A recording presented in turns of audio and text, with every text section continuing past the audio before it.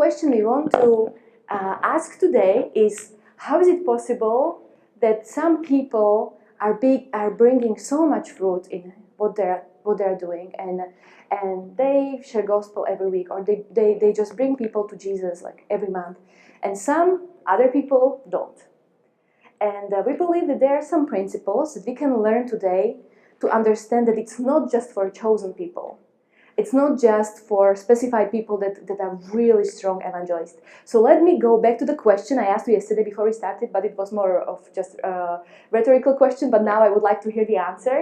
And that if you should just describe yourself and your main gifting, if I give you options of teacher, shepherd, apostle,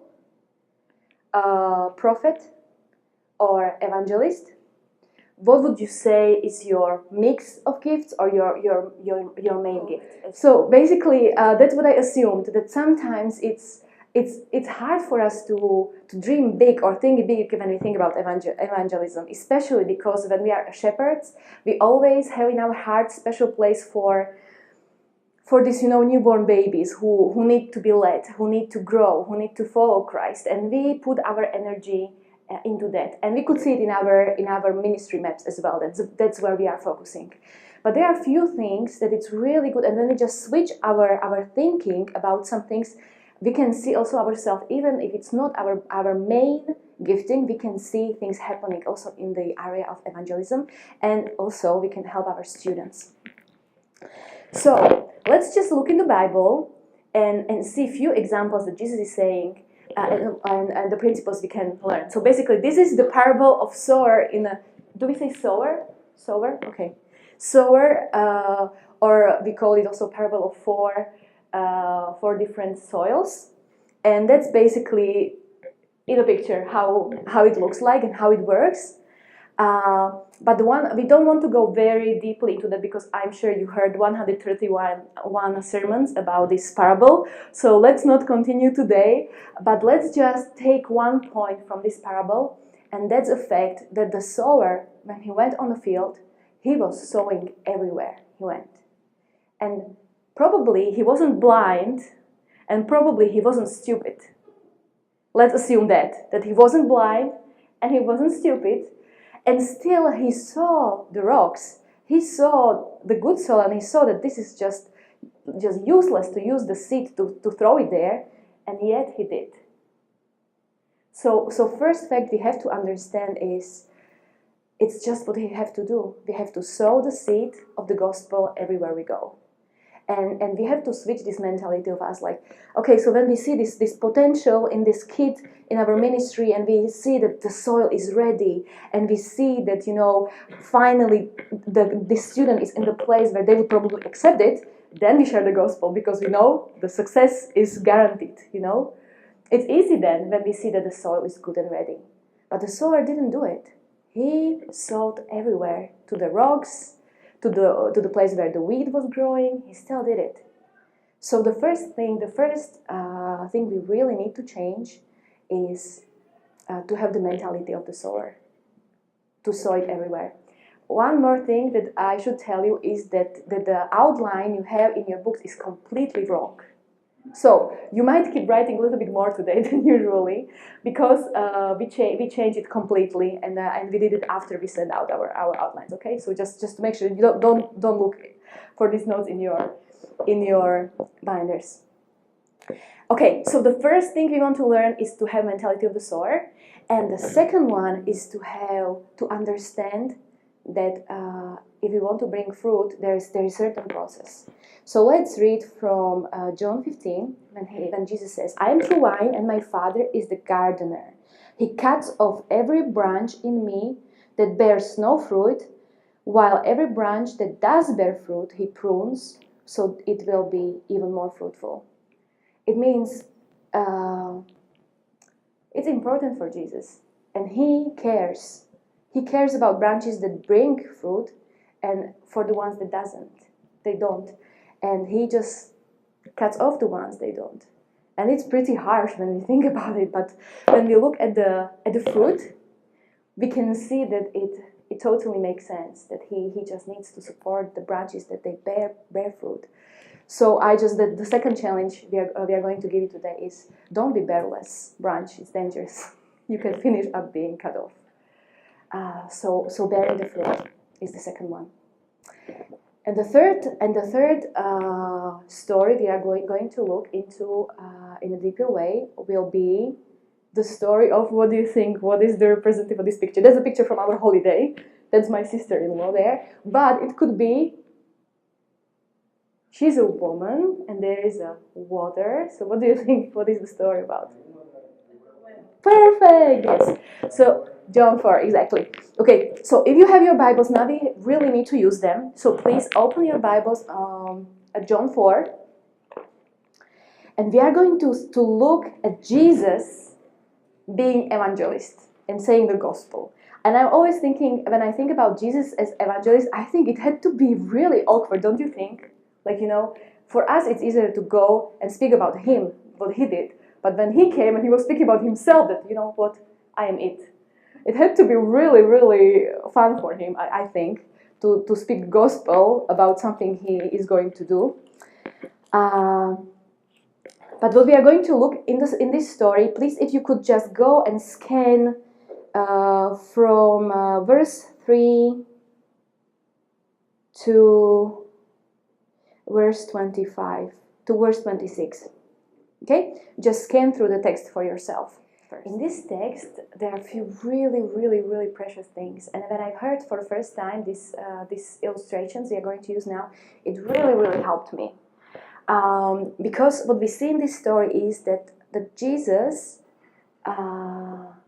was really wise in the way he approached the woman. And actually what happened was that he, sometimes when we want to share the gospel, we always bump into some kind of barriers that we would like to pursue. We would like to go ahead and share gospel with people, but sometimes somehow it's really, really hard for us to do it.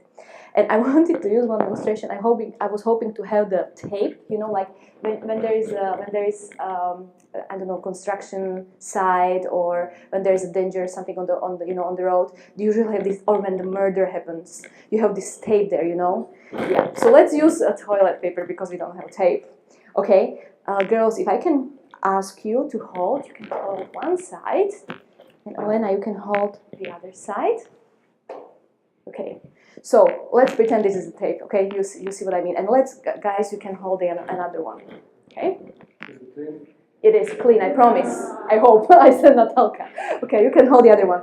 Okay, so sometimes we feel like, this person is there, and I would really love to go and tell them gospel, but then I see this tape and I'm like, I really don't think I should pursue. I really think it's forbidden. There's this tape there, and we act like there is this iron wall there, but it's just a toilet paper. It's just a tape. It's so easy to go under it or above it, and we pretend that this is a huge barrier for us. But still, and yet, it's only, in fact, it's just a tape. You can put it on the ground now, so you can write, but we will use it in a second. And so let's see what is the first barrier. When we meet somebody, we always think like, oh, I don't know him, he's a stranger, or she's a stranger, or I don't know them well enough. So the first barrier we have to pass is to assume friendship, to assume that these people are not somebody who would hate to talk to us, who would really be offended when we start talking to them, even if they are strangers and we meet them for the first time, or maybe we know them for some time, but we feel like we never know them enough to actually share the gospel.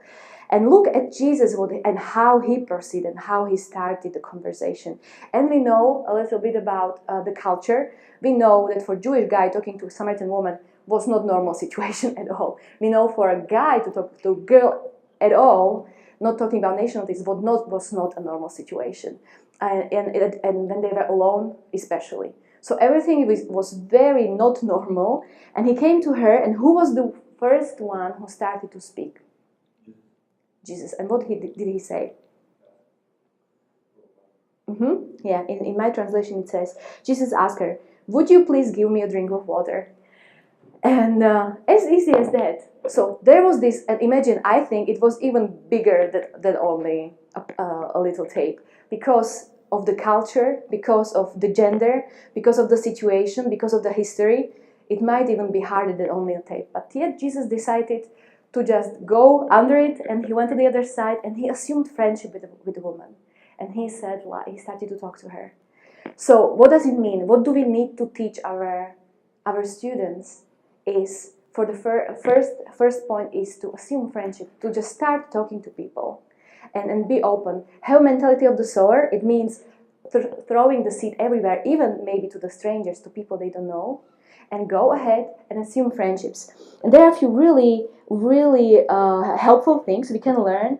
For example, when we were training our kids how to go and do evangelism, we gave them this idea like, maybe you can ask for help or offer help. You know, for example, when you travel and you know you're going to be stuck with these people in this little department for 6 hours or 3 hours, and you see the girl who is coming with the big suitcase, you can offer the help to put it somewhere and just start very, very natural discussion.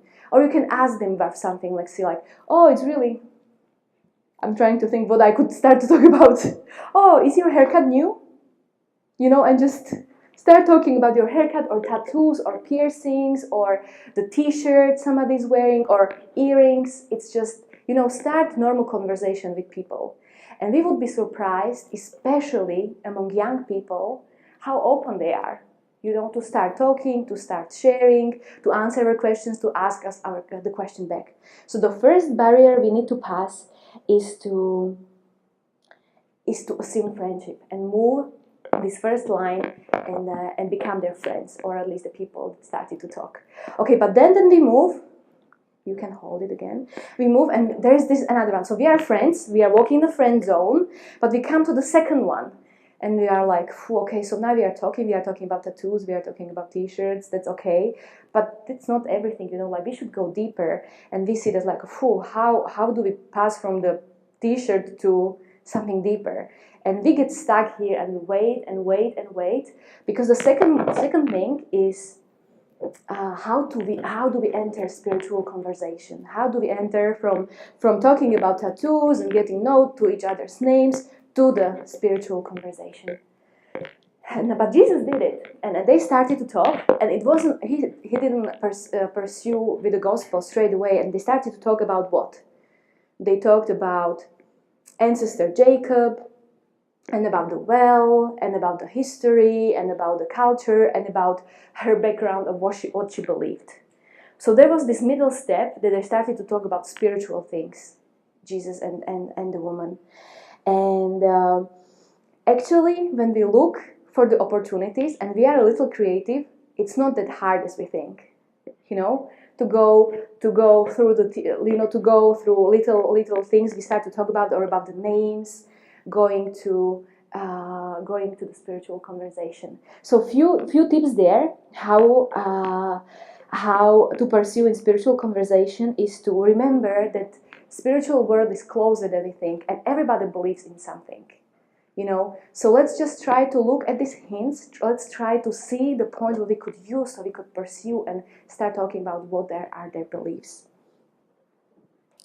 And the other thing is, you know, this it was so interesting because Jesus started to talk to her about the truth, and he started to talk to her about the, you know, like everyone who drinks this water will get thirsty again, but no one who drinks the water I give him will be thirsty again. So he started to talk about himself, and she got really confused, and she was asking like, what, I go here to get this water, and what are you talking about? And she was confused. And sometimes when we see that people are really messed up, or we see that people are so confused and they believe mix of New Age and Buddhism and, you know, and everything, and all these theories of that three families own whole world, and all these, conspiracy theories, we are like, oh my goodness, I'm done here. And we get pulled off so easily, like, that is hard. But let's not get discouraged, because this is a good soil that we can enter and try to bring light. Jesus didn't stop, and she was pretty confused, and she was always trying to talk about something else, and he still pursued it. And girls, if I can ask you to hold, so let's say this one is the third one. So let's say we enter the spiritual conversation as Jesus did with the woman. We talk about things, we listen to them, we listen to their ideas, what they think is right. And this third tape is the one that usually, I would say, the most Christians stop and they don't enter. We talked about it a little bit yesterday. Like we come here, and how to get from spiritual conversation when they express their worldview to true gospel. And we stop here and we are like, fool, I have to be really polite. I cannot really tell them I cannot really tell them gospel. Like they are not ready. I'm not ready. I don't think this is a good idea. I don't think they will accept it. And we stop here and we back up. So this is really, really important next time when we are in a situation like that, is that we remember that the spiritual conversation won't save these people's life. And it's not the truth. The truth is in the gospel. And we need to pursue, and we need to do it as Jesus did in the verses 13 till 26.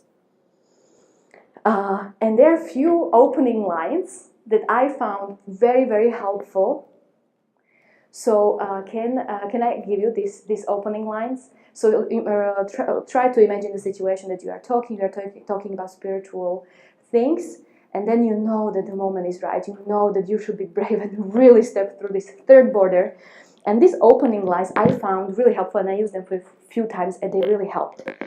For example, I didn't believe in God at first, but then somebody came and told me 4 truths, and it really helped me. May I share with you what they told me? It's very easy, very open. You are talking about what you believe, and you are polite enough to ask permission. You always have to ask permission of them to pursue it and continue.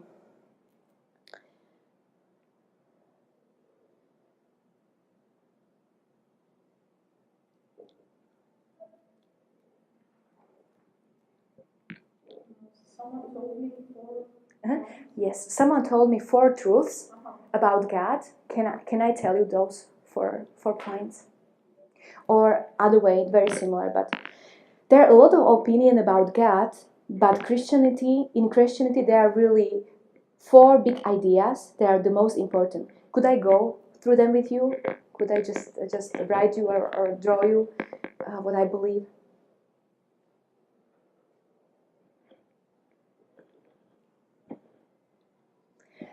I also learned that what they are talking now, these opening lines, are really, really helpful for the students we are leading. They really need to sometimes even memorize it, before it starts to be natural for them in the beginning. If you are training them to be evangelists, you are training them to bring the truth to non-believers, these opening lines are crucial, so they know how to start.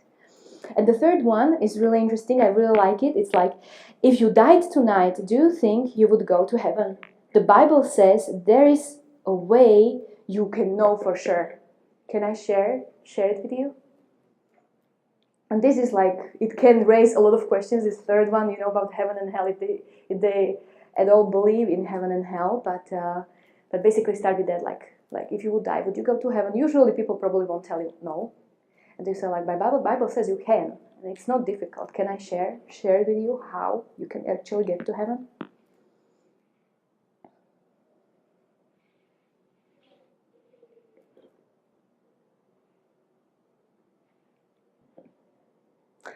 And then, when we talk about this, we have to remember that these people lived all their life in something. So you probably were not the first people who are saying them gospel. Somebody did before. I'm not saying it was gospel of Jesus Christ, but it was gospel of something.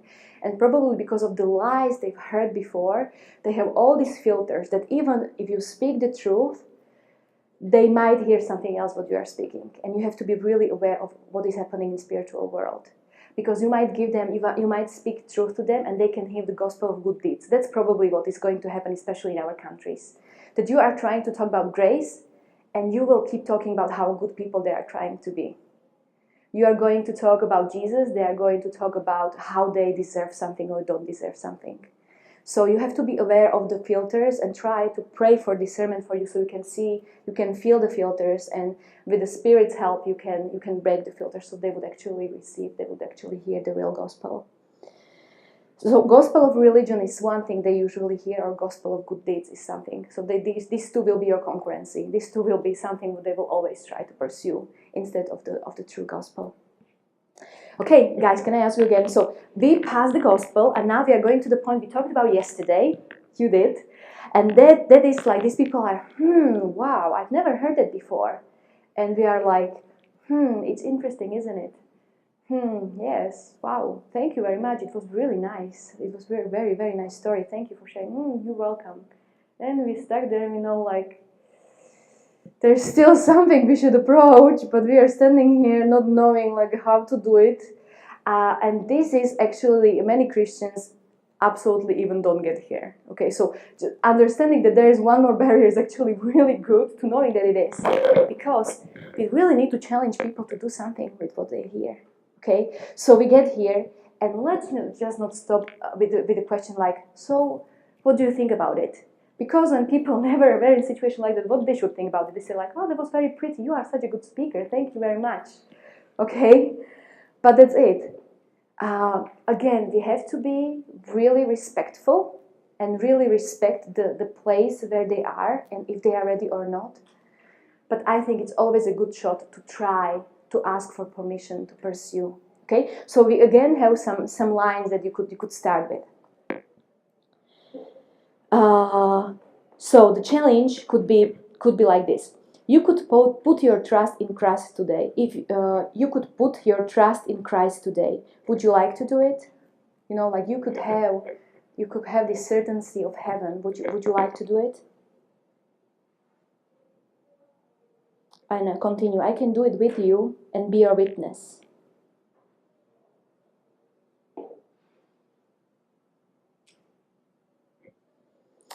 So this opening line is really good to pass this last barrier. Like, if you would like to do it, I'm here and I can do it with you. And then we need to go. You probably know this principle. It's really easy to remember. CBA. And when we pray with people and we give them challenge to accept Christ, it's always connected with confess. So they need to confess their sins, believe that Jesus died for them and they're forgiven, and accept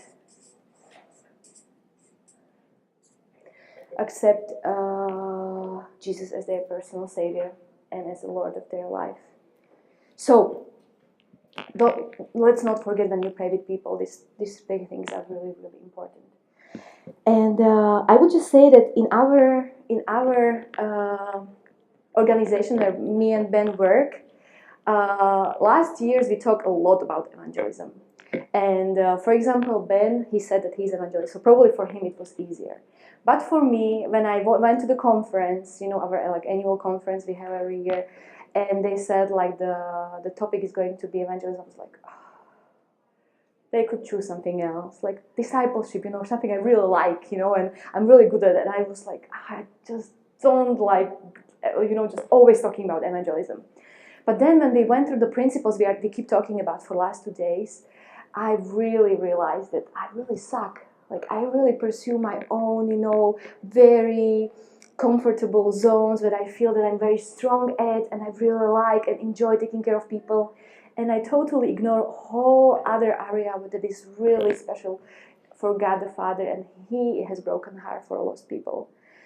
So I repented when I was there. I really confessed and I repented, and I said like, okay, God, if you really need to change my heart, because it's not going to be natural for me, probably never.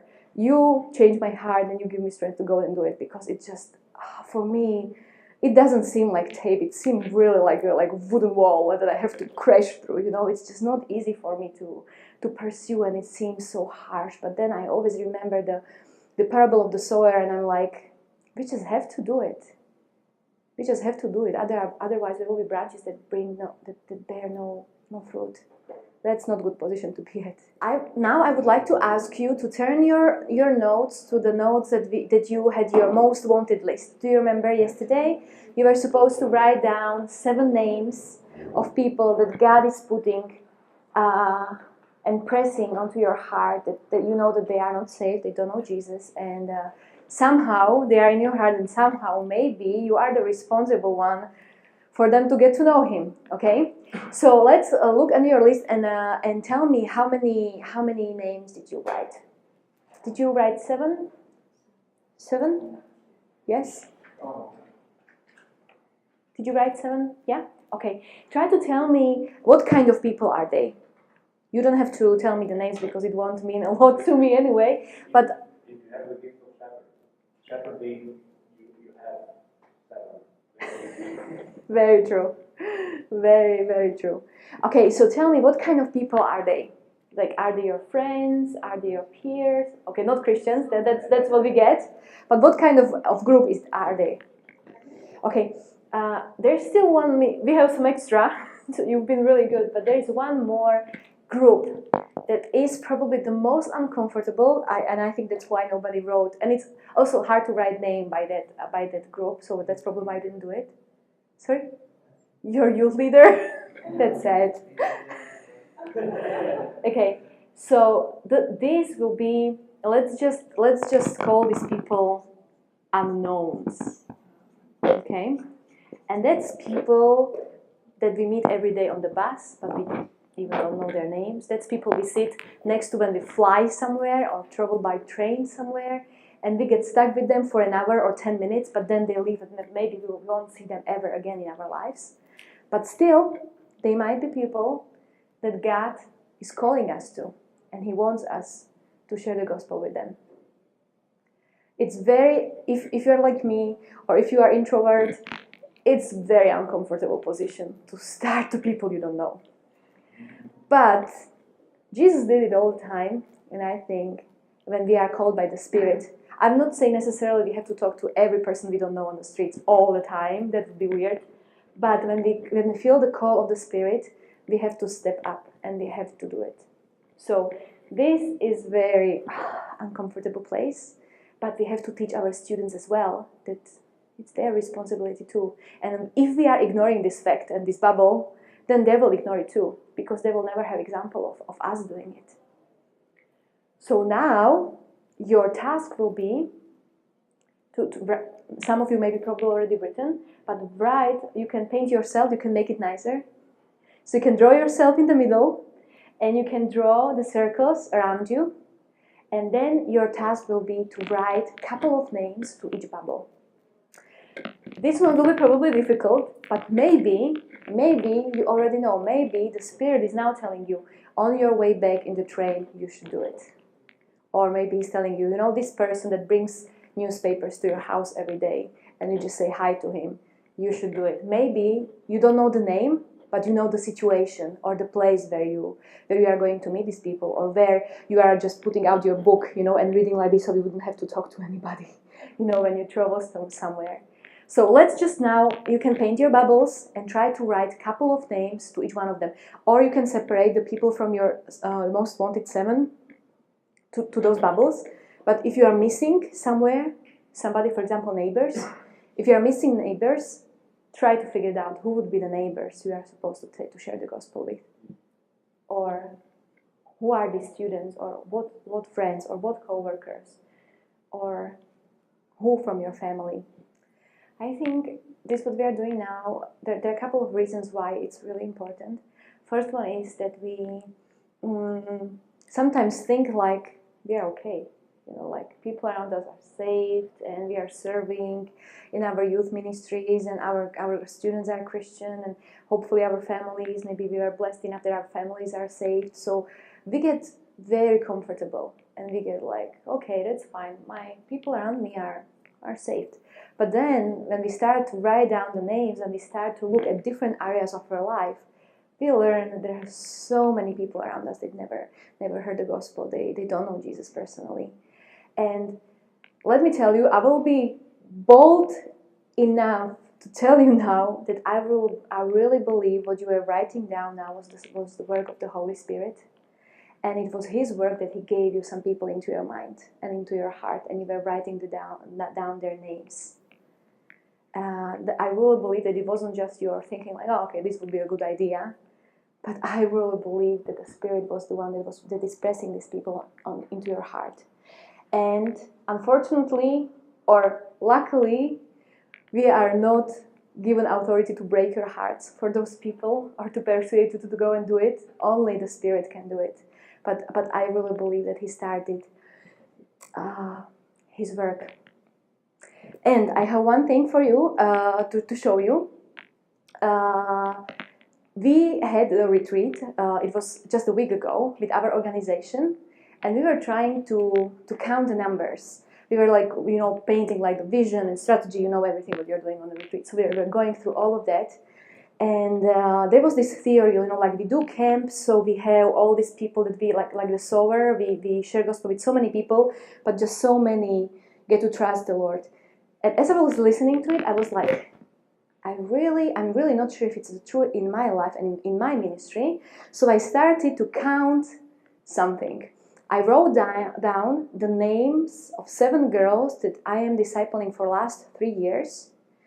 And this, everything what we are talking about today and yesterday, we talked about in our small group like 2.5 years ago. And then they were challenged to go and do it.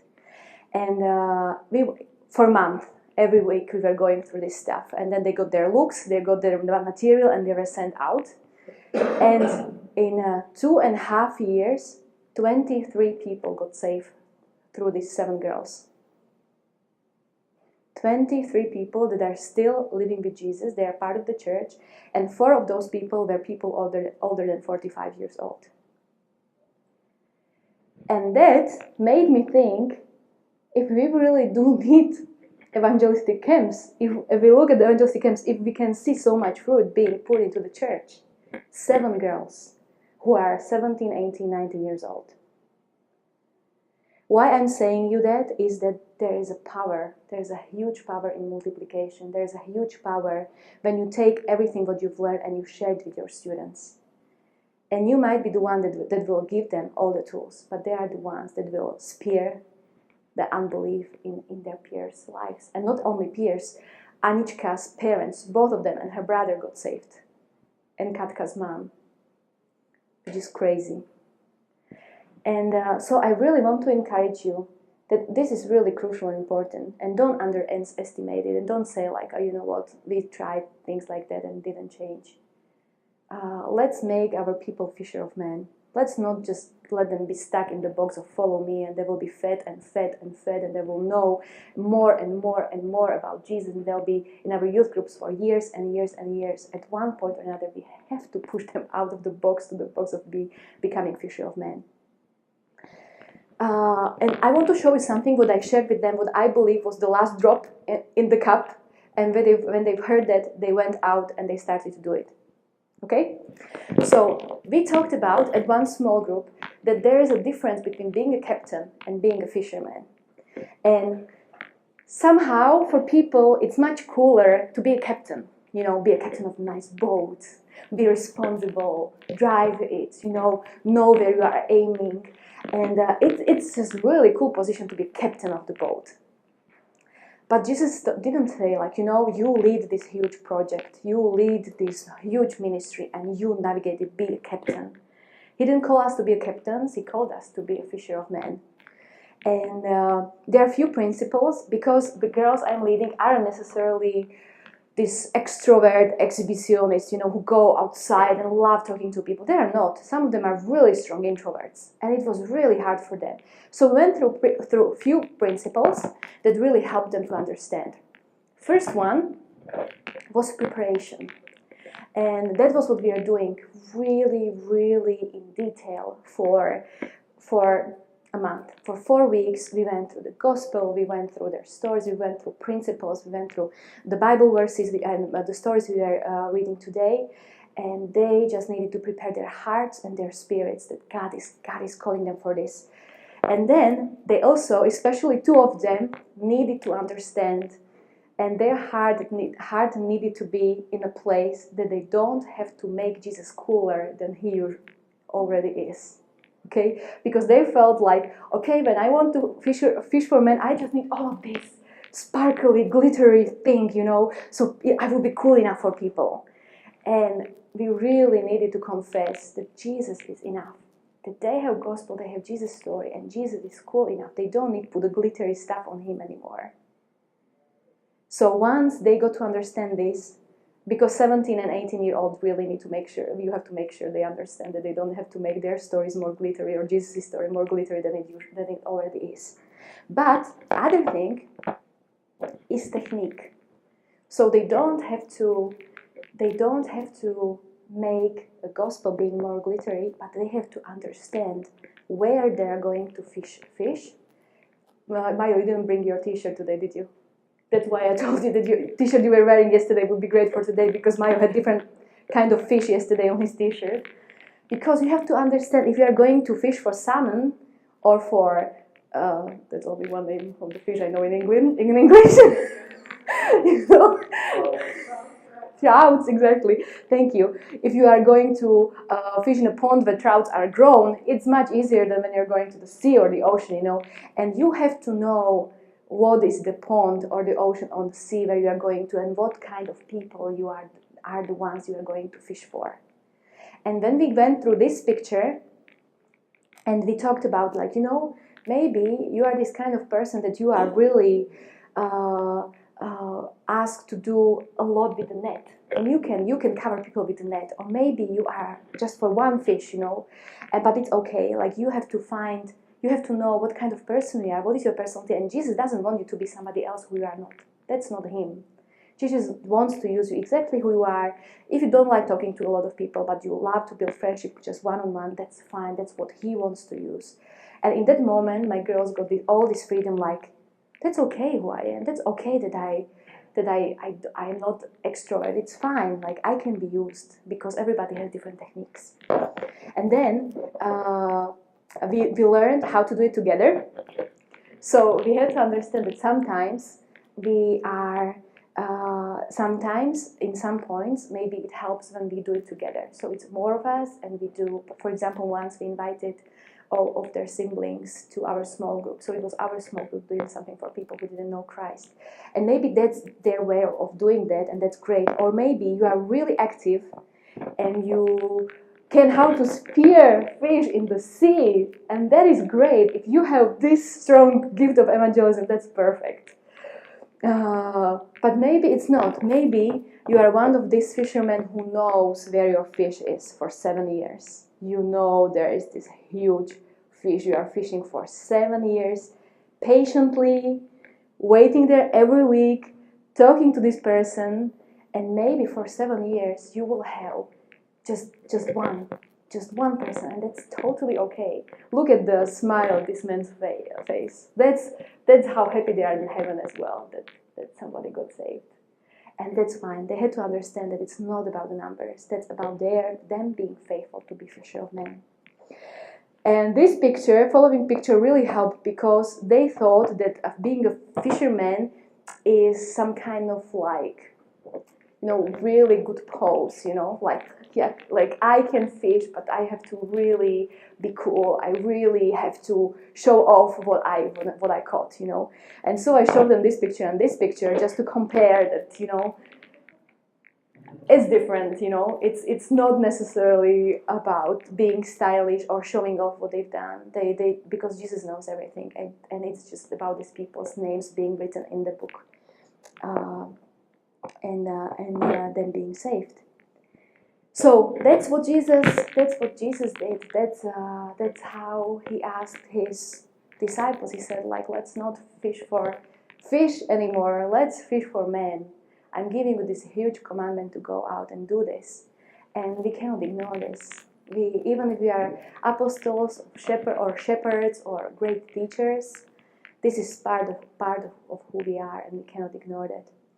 So I really, really believe that is what we are called to do in our countries, in our contexts, And I'm pretty sure the Spirit showed you enough, that we don't have to continue, that you know the names, hopefully you have the tools, hopefully our hearts, if they were not broken, they were crooked somehow, so the Spirit can work with us and we can be really, really used. And we can take everything what we learn to our teams and to our students and teach them the same thing.